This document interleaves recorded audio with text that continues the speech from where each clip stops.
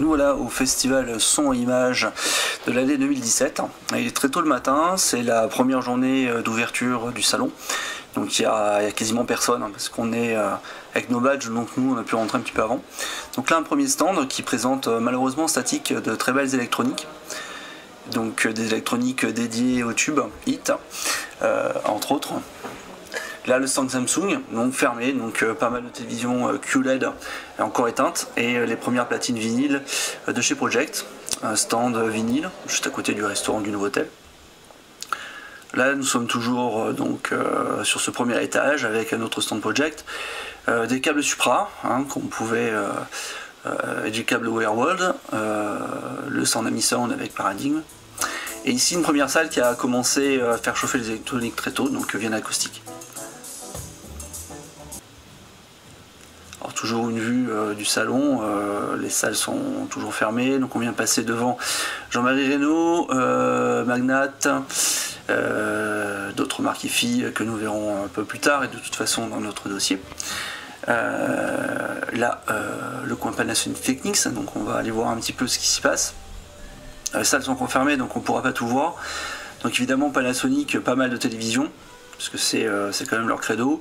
Et chez Technics, bien toutes les nouveautés IFI qui avaient déjà été présentées depuis quelques années. Notamment maintenant une nouvelle platine vinyle, puisque le vinyle a le vent en poupe. Une très belle platine, assez moderne. Alors toujours dans le même étage, le stand de France Marketing, donc les câbles Real Cable. Ici, du focal, on commence par les premiers casques focales à l'extérieur, du Rega, et l'entrée des Sundays. Alors les Sundays, on va aller voir un petit peu plus en profondeur ce qui s'y passe. Donc c'est un salon organisé par Son Vidéo, donc qui est dédié au casque, et tout ce qui se rapproche au casque, donc amplificateur casque, baladeur. Donc là c'est toujours très tôt le matin, donc il n'y a encore personne, les stands sont en train de se mettre en place. Toujours du focal. Il faut dire que Focal était un très gros exposant encore cette année. Donc il y a vraiment de tout sur les Sundays, beaucoup de marques de casques, du Fiman, du Sennheiser. Là justement on est sur le stand de Sennheiser. Alors qu'est-ce qu'on y voit? Beaucoup de casques toutes références, et surtout là qu'est-ce qu'on voit au fond? L'Orpheus 2, un des systèmes casques les plus chers au monde, puisqu'il coûte la bagatelle de 50 000 €. Donc en train de chauffer en préparation d'écoutes qui vont venir un petit peu plus tard lorsque le salon sera ouvert. Des Electronic Project, d'autres stands qui se mettent en place, le stand de Pierre Paya, donc casque Exfod, qu'on connaît très bien sur HCFR. Pierre qui a amené de très belles électroniques Viva, des électroniques Oris. D'ailleurs les gens de chez Viva et d'Oris seront présents pendant le salon. Et notamment parmi les petites surprises que Pierre nous a réservées, il y a un nouveau casque Kenerton, le Thor, donc, qui était en démo. Donc là du Stax, on arrive sur le stand de Ifiman, donc le fameux Shangri-La qui est un autre système casque très haut de gamme à 50 000 €, un petit peu comme le Sennheiser Orpheus 2. Rien n'est en place, parce qu'on est très tôt le matin. On verra un peu plus tard ce que ça donne quand il y aura du monde. Alors on retourne un petit peu dans le salon, donc le stand de Europe Eurodiffusion qui distribue les marques Macintosh, Rel et d'autres choses. Le stand Cobuz, parce que l'équipe était présente, on pouvait discuter avec eux, c'était sympa. Là un stand qui faisait la promotion du Blu-ray et du Blu-ray Ultra HD. L'Inaudio, en plein d'installation. En retour sur le stand de Europe Eurodiffusion, donc des caissons Basrel, une magnifique enceinte de chez Sonus Faber, une marque italienne. Donc là d'autres caissons de base de chez Rel, donc notamment le numéro 25, qui est un très très gros caisson. Des électroniques de chez Macintosh Laboratories. On reste vraiment dans du très haut de gamme chez ce distributeur. De l'audio research et quelque chose d'un peu plus rare et de vraiment exceptionnel, du Dan d'Acostino, dans de très très belles électroniques. Donc une vue nouveau sur les caissons de base de chez Rel, notamment l'imposant numéro 25, qui est le caisson basse le plus ambitieux que la marque n'ait jamais fait, donc pour fêter ses 25 ans. Ici du câblage, du Shunyata, donc c'est une marque américaine, et juste à côté du Viar Audio, donc c'est une marque française, de très très bons câbles qui se sont illustrés depuis quelques années, donc depuis le lancement de la marque, et qui sont maintenant vraiment réputés. Regroupant sur le Dan d'Agostino et notamment ses petits vumètres, enfin ça ressemble à de l'horlogerie. Et ici un Power Grip YG1, donc une station de traitement secteur. Alors une autre partie du salon plus ouvert où il y a plusieurs exposants qui se partagent le même espace, donc ici HD Land, donc avec tous les produits Oppo et Zapiti. Juste à côté le stand JVC avec le X7900 en démo et d'autres petites choses. Donc, il y a beaucoup de statique, hormis les exposants casques. Donc ici Final, qui est une marque de ce casque que j'apprécie beaucoup, qui a présenté quasiment toute sa gamme, notamment aussi on voit deux casques Sonorus 10, donc des casques très haut de gamme, mais aussi des casques plus abordables. Et là une vraie petite attraction, donc le nouveau casque de la marque, donc le DU1000, qu'on trouve ici aussi sur de l'électronique Mitchell & Johnson, qui fait aussi du casque hybride, qui n'était pas présenté aujourd'hui. Donc retour sur le DU1000, donc c'est le premier casque planaire magnétique fait par la marque, et qui a été présenté sur un grand nombre d'amplificateurs casques en forme de tête de banc de la marque Metaxas, qui est un spécialiste de la hi-fi, mais aussi un créateur d'art. Donc on a pu interviewer le créateur Costas Metaxas, qui est un homme très intéressant. Et ici le Lab2, donc l'intra-auriculaire Final, qui est l'intra-auriculaire le plus cher au monde et aussi un des plus complexes jamais construits. D'autres intra-auriculaires de la marque, donc des prix qui vont osciller de 49 € à un peu plus de 2000 €. Donc on trouve vraiment de tout chez ce constructeur et surtout que des produits de très bonne qualité et qui vont correspondre à tous les besoins. Donc aujourd'hui on peut avoir n'importe quel type de casque chez ce constructeur et être satisfait. Donc le stand triangle avec les électroniques Pierre Audio, notamment un amplificateur casque qu'on vient juste de voir. Ici le stand Audio Squad qui distribue la marque SVS, et aujourd'hui, donc c'est récent, la marque Emotiva, qui avait eu quelques petites difficultés à être implantée en France, mais aujourd'hui les choses sont faites avec sérieux et en fait voilà, c'est chose faite, on peut tout acheter. Un petit gros plan sur un haut-parleur des caissons de basse SVS, donc un très très gros haut-parleur. Là du SVS et des caissons de basse de chez Emotiva, puisque Emotiva fait aussi du caisson de basse. Des enceintes AVS, toujours des caissons de basse, à nouveau les électroniques Emotiva. Donc là on continue notre petite balade du salon avec un vidéoprojecteur Epson. C'est un vidéoprojecteur à focale ultra courte, laser, bon, qui n'est pas 4K, mais qui a l'avantage de pouvoir projeter 4000 lumens en définition pas 1080p parce que c'est une définition semi-professionnelle, nous c'est 1920 par 1200, une très belle image. Donc ici des électroniques de chez Luxman, donc c'est la société SN qui présentait ça sur deux stands différents. Et on arrive sur le stand d'Epectaz, qui est un petit importateur mais assez ambitieux, qui propose des électroniques de chez SOTM, donc un constructeur coréen qui fait de très belles choses. D'autres électroniques coréennes, donc de chez Weaversea. Aussi des électroniques de chez Wired for Sound, un constructeur américain. Très beau câble. Du câble de chez Pachenko entre autres. Donc de très beaux accessoires. Alors ici le stand Audio Technica, on connaît bien la marque, hein, ils font du casque, ils font de la platine vinyle. Ouais. On continue notre petite balade, donc retour sur le stand Epson, mitoyen avec le stand BC Acoustique, donc qui présentait pas mal de choses. Donc la version blanche de ce fameux vidéoprojecteur focal ultra court, donc sa version professionnelle. Donc ici les électroniques Line Magnétique, qui est une marque chinoise qui reprend un petit peu les concepts des grands succès des années 70-80 en termes d'enceintes et d'électronique.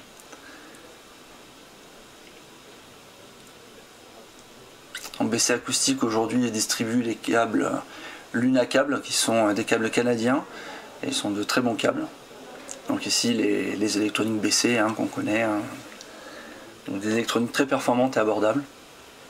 Alors, sur le stand d'EVA, on avait une petite surprise, donc c'est un nouveau casque et d'autres électroniques du même constructeur, donc Meters, qui vient en fait de chez Ashdown Engineering, qui est un spécialiste de la sonorisation professionnelle, amplificateur de basse acoustique. Donc c'est un casque avec des vumètres. Alors c'est pas des faux vumètres, c'est pas que décoratif, ce sont des vumètres qui fonctionnent. On va le voir là sur une partie de la vidéo. Voilà, on voit le vumètre qui bouge en même temps que la musique. Donc sur un amplificateur Bristol, ça marchait très bien. Pour un casque à 349 €, c'était vraiment intéressant. Donc d'autres électroniques proposées par ce constructeur.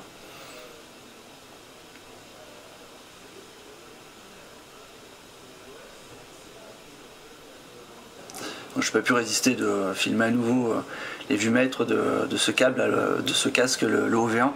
Donc pour vous montrer que ça fonctionne bien et que c'est pas du pipeau. Et en tout cas en termes de sonorité, c'est un casque qui marchait très bien, moi j'étais assez content. Donc retour sur le début du salon, puisque les stands ont commencé à ouvrir, on a un peu plus tard dans la journée. Donc là le stand Samsung avec des téléviseurs QLED, donc ils sont une alternative assez intéressante entre le LED classique et le OLED, même s'ils sont des technologies différentes, mais donc ça permet d'avoir des produits performants et un petit peu plus abordables que l'OLED, parce que l'OLED ça coûte quand même très cher. Alors, le stand Sony, alors ça a été un grand stand encore cette année, avec beaucoup de choses, en partenariat avec d'autres constructeurs, donc notamment la marque française XMScreen, qui est spécialisée dans les écrans de vidéoprojection technique, donc des écrans de vidéoprojection qu'on pourra utiliser dans des situations très particulières, et qui sont atypiques des situations de vidéoprojection classique. Là, furtivement, on voit sur la droite l'image d'un micro vidéoprojecteur fait par Sony. Donc quelques téléviseurs, bien sûr, forcément, puisque Sony a fait un grand retour dans le monde de la télévision en proposant des produits moyen de gamme et d'entrée de gamme très performants, mais aussi haut de gamme très performants. Donc du casque, évidemment, parce qu'aujourd'hui, tout le monde fait du casque quasiment. On va se diriger vers le A1, donc qui est un téléviseur OLED proposé par Sony, donc qui c'est pas une nouveauté, ça fait un petit moment qu'il est sorti, mais ça fait partie des plus belles images aujourd'hui disponibles. Donc, comme quoi le OLED c'est pas qu'une technologie d'image, il faut aussi toute l'électronique et l'expérience qui va avec, et Sony fait partie des meilleurs prestataires que l'on peut avoir dans ce domaine avec Panasonic. On continue notre petite balade sur un très grand stand. Là, évidemment, encore de la télévision, de la barre de son. Un petit peu plus loin, on retrouve du casque, notamment la série signature que nous avons testé sur les pages HCFR. Donc on retrouvait les baladeurs, l'amplificateur casque qui fait aussi office de DAC. Donc, du très beau matériel qui marche très bien. Très heureux que ce matos soit encore au catalogue du fabricant. Ici un rendu image du nouveau projecteur Sony 4K natif, le 260ES, donc qui est aujourd'hui le vidéoprojecteur 4K natif le plus abordable du marché. Et ici le rendu d'un vidéoprojecteur à focale ultra courte, laser 4K, intégré dans un meule fabriqué par un français, Intus Harmonia. Donc voilà, on en reparlera dans notre compte rendu, c'est une démarche très intéressante.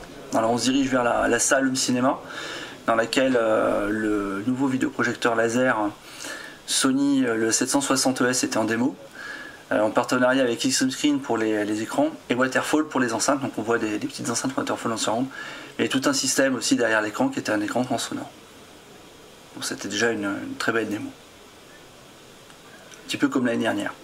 D'ailleurs, retour sur le stand Sony partie consacré XMScreen. Donc comme on voit là, ici, ce sont des images qui sont projetées dans un environnement assez lumineux. Donc là c'est une image qui est projetée par le 5000ES, le très haut de gamme de chez Sony.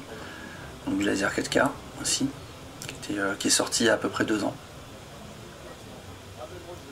On voit pas très bien sur les vidéos, mais là on a une image vraiment somptueuse. C'est grâce à la toile, hein. Le vidéoprojecteur il est pour quelque chose, mais la toile fait aussi son office. Là on voit l'exemple d'image Extreme Screen dans une salle totalement blanche. Donc ça prouve que l'on peut faire la vidéoprojection dans un salon à condition d'utiliser la toile adéquate. Alors le constructeur présentait pas mal d'échantillons de ces toiles. On pouvait même passer commande d'ailleurs, hein, c'est le but d'un salon. Alors parmi ces échantillons de toiles, ici on avait donc que des toiles techniques et une toile transsonore micro-perforée. Alors que la toile utilisée pour la démo du 760 était une toile tissée. Donc on voit quand même une très belle qualité de toile. En tout cas c'est la marque de fabrique de ce constructeur. D'ailleurs le vidéoprojecteur Epson tournait sur une toile Escrime. Voilà, donc ça c'est des exemples de toiles que le constructeur peut proposer. Alors retour à des choses un petit peu plus hi-fi, donc là le stand sur lequel étaient exposés les enceintes Magico sur une électronique solution, donc une électronique suisse avec un système de traitement secteur Isotech. Donc là le stand chez Waterfall, très belle démo cette année, très intéressante, très différente de celle de l'année dernière, grâce à une électronique française, Elixir, qui est fabriquée dans le sud de la France. Donc c'était une démo franco-française, hein, donc enceinte française, électronique française. Et je dois dire que le rendu était vraiment très très intéressant. On a pu écouter les Niagara, donc qui est le fleuron de la marque Waterfall. Comparé à l'année dernière, c'était encore meilleur. Vraiment très très belle démo. Là l'électronique Elixir à nu, donc très belle électronique. Et là les enceintes professionnelles chez Waterfall. La direction JMR 3D Lab, donc avec les électroniques 3D Lab, donc notamment un nouveau DAC qui est une conception très intéressante, on en parlera un peu plus en détail dans notre reportage. Les nouvelles enceintes Orfeo Jubilé, avec d'autres enceintes en statique donc de la gamme. Alors, pas mal d'améliorations par rapport aux Orfeo d'origine. Donc au niveau de la caisse, nouveau haut-parleur, le tweeter emprunté au fameux Adara. À l'écoute évidemment ça marchait très très bien. Moi chaque année je suis subjugué par les démos faites par Jean-Marie Reynaud. C'est pour moi parmi les meilleures enceintes au monde, et avec des prix qui sont très raisonnables, qui sont tout à fait rationnels. Et Mario aux électroniques 3D Lab, ça marche vraiment très très bien.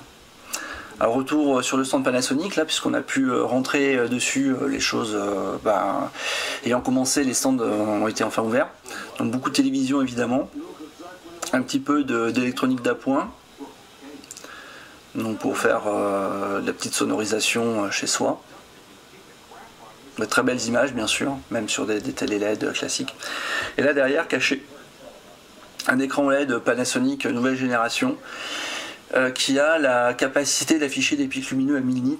Alors 1000 nits c'est énorme parce que pour faire du HDR sur un OLED on nous demande un minima de 440 nits. Et là aujourd'hui on est sur une valeur qui me fait penser qu'on peut faire du Dolby Vision sur ce téléviseur là, des images magnifiques, très contrastées, vraiment le OLED démontre sa supériorité par rapport au LED et surtout l'avenir que ce type d'image nous réserve, sachant que là on a déjà un téléviseur avec énormément de performance et qui a fait énormément de progrès par rapport aux générations précédentes.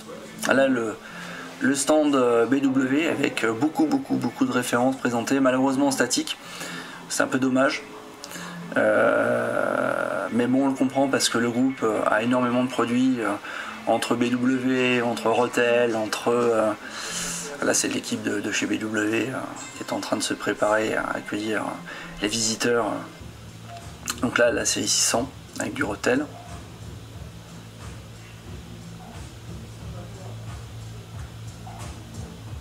Déjà pas mal de références exposées, hein, du matériel home cinéma, du matériel hi-fi, du Trinov aussi. Là on passe devant un Kid Escape. Donc du Trinov, le fameux Altitude, un des processeurs home cinéma les plus élaborés, les plus performants au monde, et c'est made in France. Donc Cocorico, à l'intérieur d'un Rotel, c'est quand même bien construit, c'est de la belle électronique. Et ici donc la nouvelle série 700 qui remplace plus ou moins la série CM et qui se lève très très bien. Alors BW, on le sait, fait du casque, hein, donc il y avait une petite présentation de casque, notamment un nouveau casque sans fil Bluetooth, hein, que tout le monde pouvait essayer.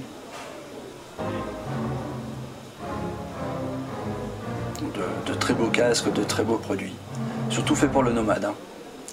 Alors les stands focales, alors les stands, parce qu'il y avait plusieurs stands, donc ça c'est le stand principal, on avait droit à 3 stands d'écoute, et donc des stands de démo statiques, qui présentaient différentes finitions, la nouvelle enceinte présentée par la marque.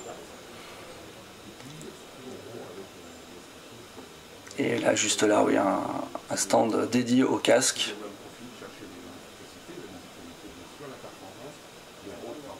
Puisqu'aujourd'hui, Focal propose une très vaste gamme de casques, notamment des casques fabriqués en France.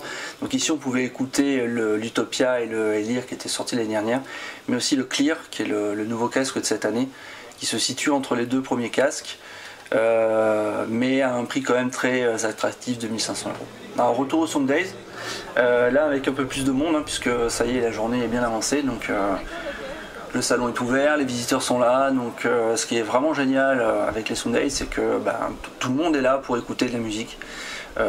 Tout peut s'écouter, tout peut s'essayer, donc il n'y a rien qui soit vraiment statique avec un casque.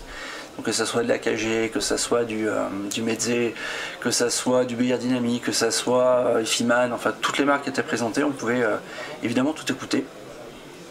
On retrouve à nouveau du Focal, hein, donc avec les 3 casques principaux de la marque, hein, qui étaient en écoute. Un gros succès, cette gamme de casques Focal.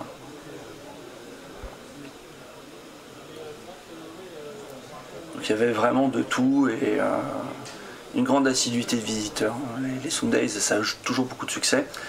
Donc, comme on l'a vu tout à l'heure, le stand Sennheiser qui était bien fourni. Et l'Orpheus 2 qui est en écoute, hein, donc c'était pas un appareil statique. Nous on a pu l'écouter, c'est déjà quelque chose d'assez exceptionnel. Bon, à ce prix-là, il vaut mieux, vous me direz.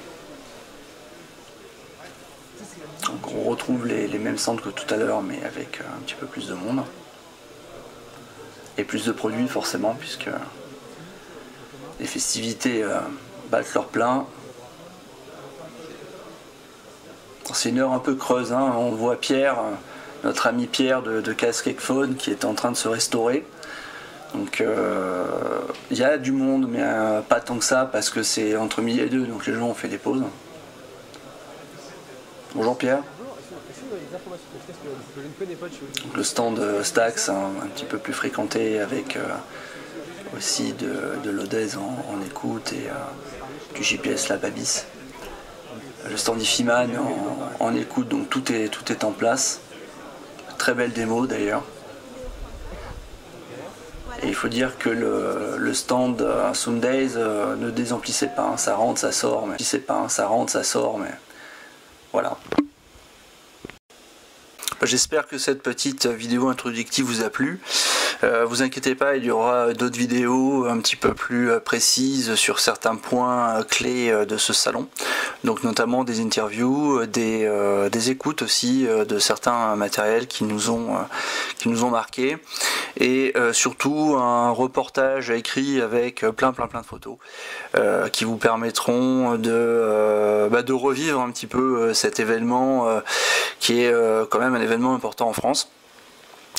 Et d'avoir un aperçu des nouveautés et de ce qui va se passer dans les mois à venir sur le marché de la scène home cinéma et hi-fi en France. Voilà, et à bientôt et bonne continuation dans le visionnage de nos vidéos et surtout n'oubliez pas de venir nous voir sur notre forum homecinémafr.com et